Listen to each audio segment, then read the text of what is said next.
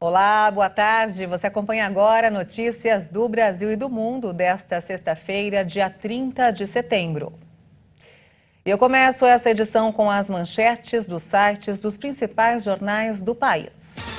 Folha de São Paulo: estudante é morto ao confundir carro do pai com veículo de guarda civil.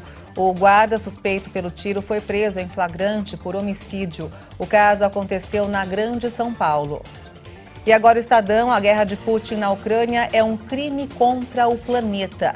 Campanha militar desencadeou efeitos negativos em florestas e povos originários que já estavam sob pressão.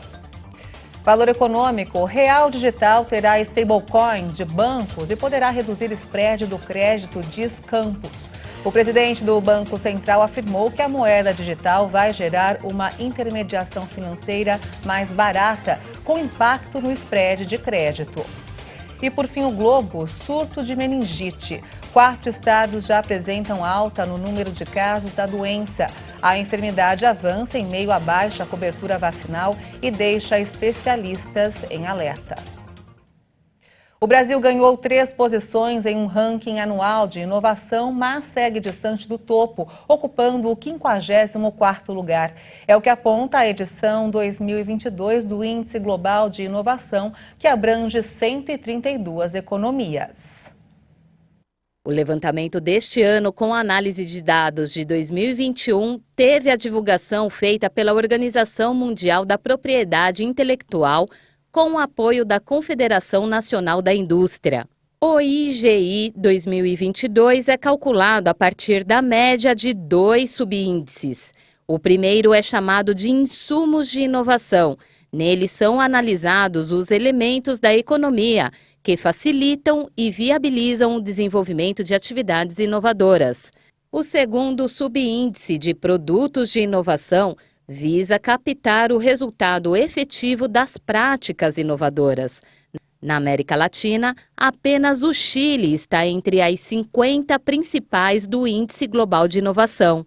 Os 10 países com as melhores colocações no índice geral são Suíça, Estados Unidos, Suécia, Reino Unido, Holanda, Coreia do Sul, Singapura, Alemanha, Finlândia e Dinamarca.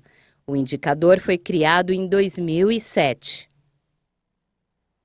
O BNDES revisou as regras de crédito a frigoríficos e submeteu à apreciação do Ministério Público Federal em caráter consultivo, já que o órgão não tem obrigação de validar regras internas do Banco de Fomento.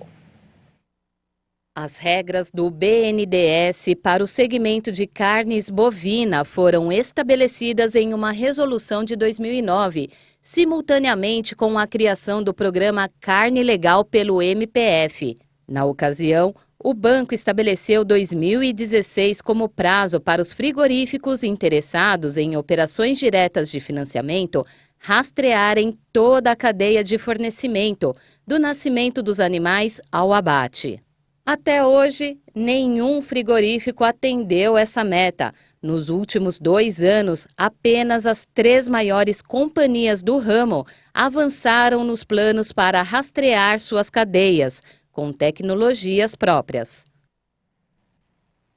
E olha só, a tabela brasileira de composição de alimentos, que traz o valor nutricional e energético de milhares de itens da FAPESP, tornou-se referência para a criação ou reestruturação de outras tabelas do gênero na América Latina.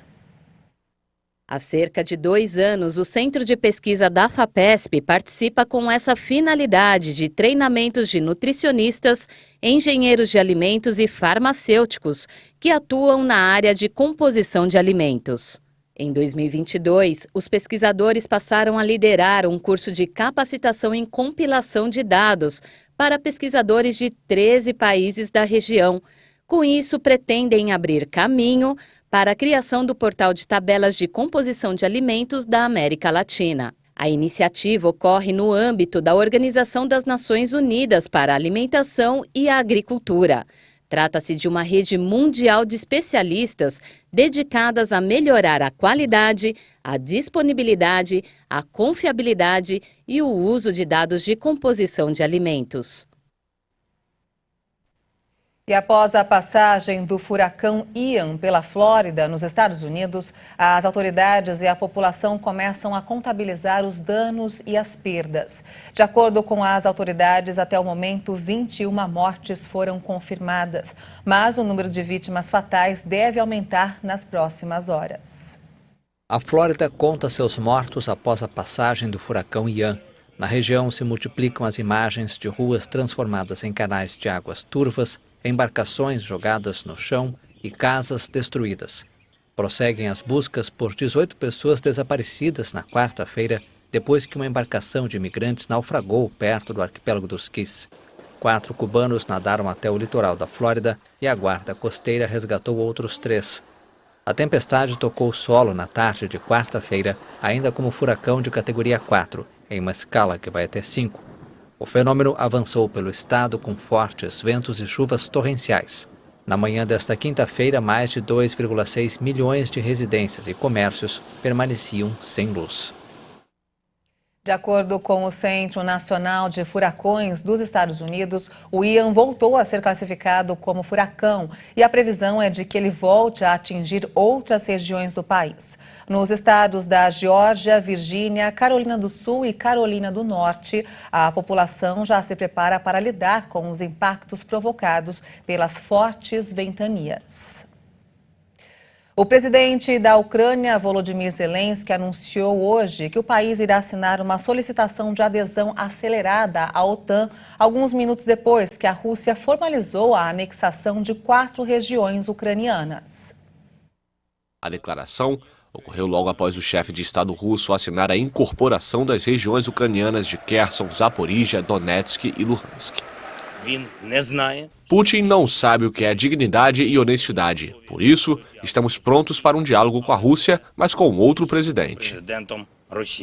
Kiev e a comunidade internacional não reconheceram os referendos organizados depois que a Rússia conquistou os territórios à força. Zelensky anunciou ainda que a Ucrânia vai assinar uma solicitação de adesão acelerada à organização do Tratado do Atlântico Norte.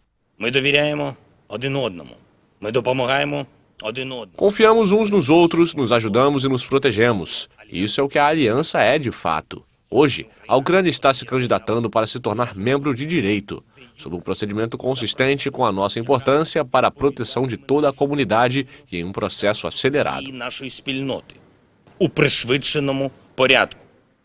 Logo após a cerimônia de anexação dos 4 territórios em Moscou, os Estados Unidos anunciaram novas sanções contra autoridades russas e a indústria de defesa do país em resposta à decisão do Kremlin. Washington também disse que o G7 vai sancionar qualquer nação que apoie a Rússia na questão. Na Baía de Hudson, no Canadá, durante o último verão, os poucos pedaços de gelo pareciam confetes na água azul. Um urso pegava sol em frente às ondas, longe de suas presas, as focas. O outono no Ártico chegou trazendo alívio para um grande predador. Os ursos polares da região passam no verão um período crítico. A cada ano, desde o fim de junho, quando o gelo desaparece, eles são obrigados a viver nesta margem e jejuar. No Ártico, o aquecimento global é 3 vezes mais rápido do que em outras partes do mundo. Pouco a pouco, a banquisa, ou seja, as placas de gelo flutuantes que constituem o habitat do urso polar, vai desaparecendo e a glaciação demora mais tempo a acontecer. O urso polar é um carnívoro que se alimenta sobretudo da gordura que envolve o corpo das focas. Mas hoje em dia, durante o verão, o predador do Ártico se vê obrigado, às vezes, a comer algas. Nesta localidade de 800 habitantes, inacessível de carro, os ursos polares se acostumaram há anos a frequentar o depósito de lixo, fonte de comida fácil, mas prejudicial para eles. De acordo com os cientistas, ninguém se salva da mudança climática, nem mesmo as belugas, que durante o verão migram aos milhares das águas do Ártico até a Baía de Hudson para buscar refúgio. Em algumas regiões, o cetáceo tem menos presas à sua disposição e precisam submergir muito mais para encontrar comida, o que requer mais energia. Na Baía de Hudson, um outro perigo. Previsões dizem que a partir de 2030, as embarcações poderão navegar na área o ano todo devido à redução do gelo marinho, o que desencadeia a poluição sonora, um problema importante para a espécie, apelidada de canário do mar pela forma como se comunica. E essa edição fica por aqui. Eu volto logo mais no Jornal das 18h30 com outras informações. Obrigada pela sua companhia. Até lá. Tchau.